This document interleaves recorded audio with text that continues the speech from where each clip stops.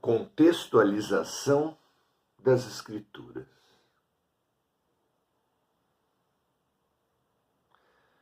Muito difícil ao cristianismo moderno, atual,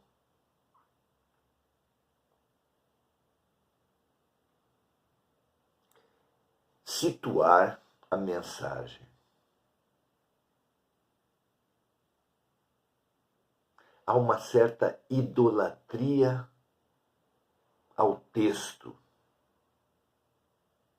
claramente colocada na forma como nos relacionamos com a Escritura, ao chamá-la de a palavra.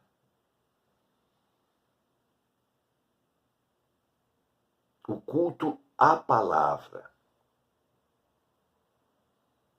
A pregação da palavra, como muitos cristãos se referem às Escrituras, entrega para nós esse vício do literalismo, do absolutismo, digamos assim.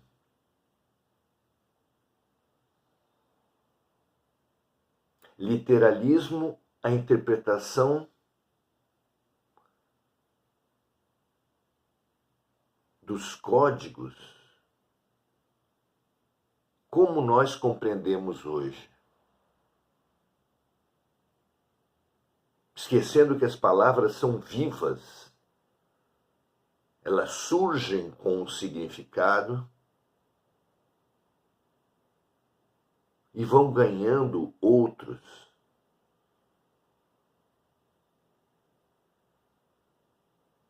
Com que olhos veremos as Escrituras? Com os atuais ou com aqueles com os quais elas foram escritas?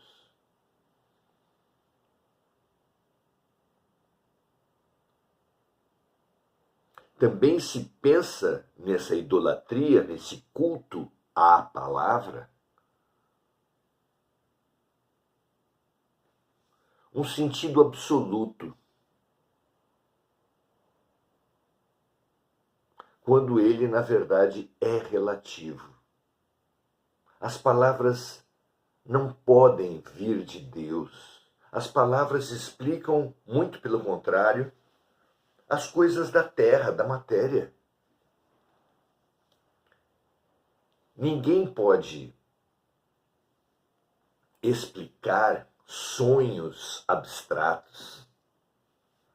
Há experiências oníricas do campo dos sonhos que a gente tem muita dificuldade de explicar o que vem a ser. Cores diferentes, sentimentos, músicas, sons sem paralelo. Tudo que é sem paralelo com a terra é difícil de explicar porque não há palavras. Não há palavras. Tanto é que pode-se explicar, pode falar-se muito de uma cultura através das palavras, que muitas vezes têm um significado único para eles. Na língua portuguesa, a palavra saudade fala muito da alma portuguesa, brasileira.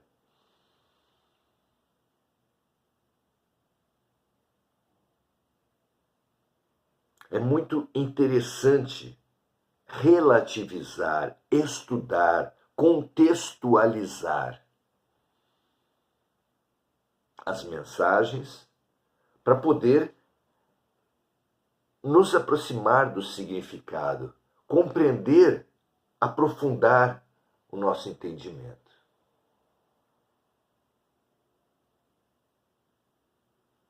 É o que Kardec fez em O Evangelho segundo o Espiritismo e que nós vamos fazer aqui também. A partir da mensagem de Paulo na primeira carta aos Coríntios, capítulo 10, versículos 19 e 20. Diz Paulo assim: mas que digo? Que o ídolo é alguma coisa? Ou que o sacrificado ao ídolo é alguma coisa? Antes digo que as coisas que os gentios sacrificam, as sacrificam aos demônios e não a Deus. E não quero que sejas participantes com os demônios. Vejam, meus amigos, em primeiro lugar, muitos interpretam atualmente passagens como essa, como se Paulo fosse a palavra de Deus. Certamente, Paulo foi um inspirado.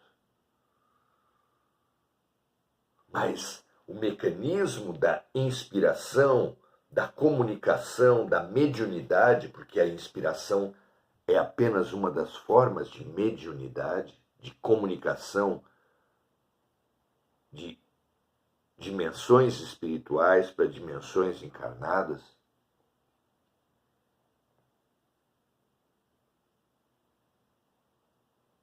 Nessa comunicação fica sempre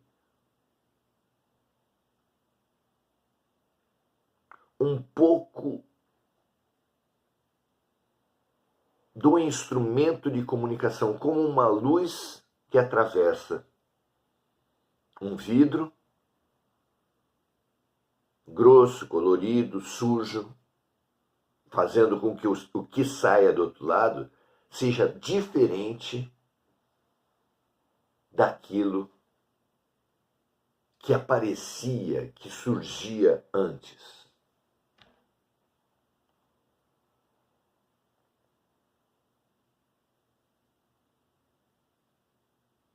Ou será que um violonista, um músico, um pianista fará a mesma música com a mesma qualidade, tocando em instrumentos excelentes ou péssimos? Claro que o instrumento determina a música, claro que o vidro condiciona a luz, claro que o médium interfere na mensagem. Então, evidente que a palavra em si é um mecanismo pobre para falar das coisas divinas, e claro que o ser humano também.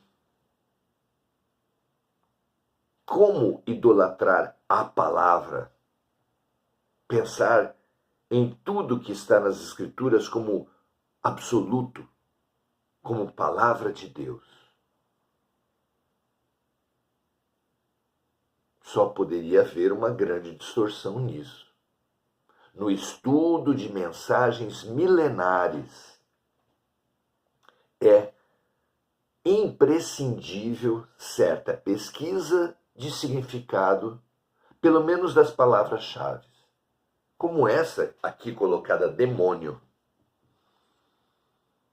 que é central nos cristianismos atuais.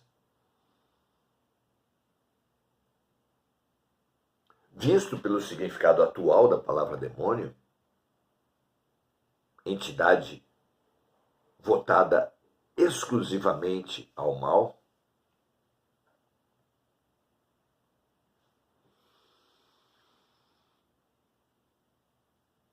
e constatados que alguns povos, como disse Paulo aqui, cultuam os demônios, esses povos seriam igualmente maus. Precisaríamos combatê-los, guerreá-los. Veja as terríveis consequências que nós podemos perceber nas relações atuais com a demonização, com o maniqueísmo,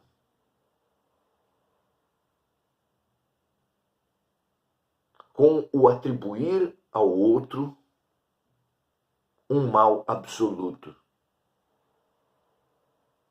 Aliás, poderoso. Aliás, oposto à ideia de Deus. Quem acredita no demônio não pode acreditar em Deus. Pelo menos nesse demônio moderno. Porque se todo mal que existe no mundo, e vemos mal por toda parte, é obra do demônio, ou Deus não é bom, ou Deus não é justo, ou Deus não é todo-poderoso. Não tem jeito. Como disse Jesus, não podemos atender a dois senhores. Ou desagradaremos um, ou desagradaremos outro. Como diz o senso comum, não se pode querer acender uma vela a Deus e ao demônio. Sócrates referia-se a seu espírito protetor como meu daimon, palavra que na origem grega quer dizer espírito, é neutra, assumindo conotação negativa ou positiva apenas no contexto da mensagem. Com tal informação, com essa informação, a compreensão de Paulo é muito diferente. Veremos aqui um alerta para não cultuarmos simples demônios, no caso, simples espíritos, mas Deus. O alerta contra a idolatria, central nas Escrituras. Alguém pode questionar, porém, mas o que faz um ser, na sua relação com o alto, comunicar-se com Deus ou apenas com espíritos de baixa condição? A revelação dos espíritos é muito clara. A sintonia. Examinemos, com essa compreensão, com qual vibração nos dirigimos a Deus. Pois se eu busco exclusivamente os interesses meus ou dos meus, supondo falar com o alto, apenas alcançarei o baixo. Vejam vocês se nossas práticas religiosas, se nossas orações não se votam exclusivamente ao eu e ao meu. E expandamos gradativamente nossas boas vibrações a toda a família universal. Graças a Deus, paz e bem, até a próxima.